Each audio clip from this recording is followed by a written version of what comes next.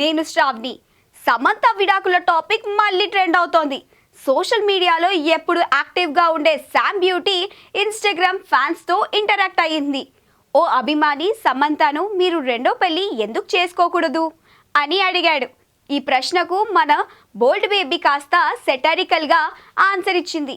Key divorce statistics పేరిట 2023లో విడాకుల లెక్కలు కోట్ చేస్తూ పెళ్లి అనేది బ్యాడ్ ఇన్వెస్ట్మెంట్ అని చెప్పుకొచ్చింది. దానికి ఒక స్మైల్ ఎమోజీ కూడా జోడించింది. ఇంతకీ ఆ స్టాటిస్టిక్స్లో ఏముందో తెలుసా? 2023లో మొదటి పెళ్లి విడాకులు 50% ఉంది. ఇక రెండోసారి మూడోసారి పెళ్లిళ్ళు చేసుకునే వారు విడాకులు తీసుకునే ఛాన్స్ 67% లేదా 73% ఉందట. అందుకే ఈ ఖుషి బేబీ రెండో పెళ్లి చేసుకోదట. పెళ్లి మాట ఎలా ఉన్నా శామ్ ప్రొడక్షన్లో చాలా బిజీగా మారుతోంది.